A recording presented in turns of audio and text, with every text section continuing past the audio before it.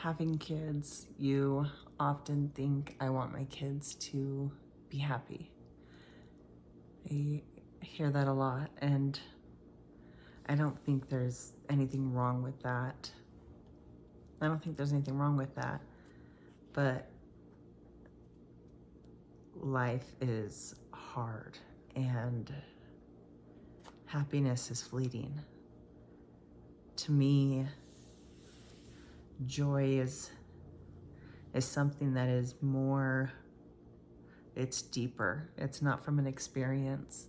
It's not from an ease of life, but it is something that can reside even amongst the pains of life. Like, it can coexist because you have this sense of peace, and that peace comes from knowing who you are. And sometimes knowing who we are is it's not titles. For me, it's not a title that can be ripped away. And any title that I have can be ripped away at any moment. But it is knowing that there is goodness within me. That there is someone or something that is bigger than me and holds me and carries me in times of need. It's knowing what I value and what my beliefs are and ensuring that my life aligns with that. My wish for my kids is that they can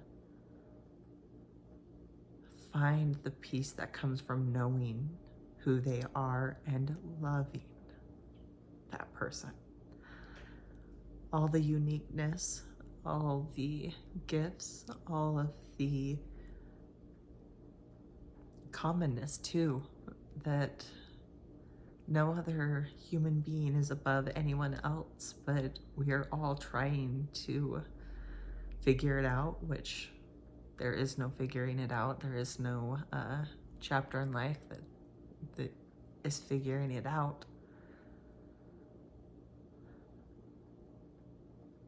But I truly believe that if we can love ourselves, if I can teach that they love themselves, and not in a narcissistic way, but in that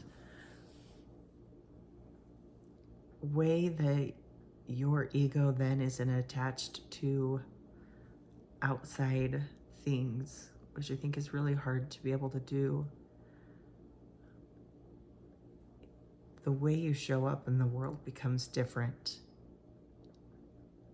You can show up more compassionately, with more kindness, with more presence, with this certain foundation of knowing that no one or nothing can take from you.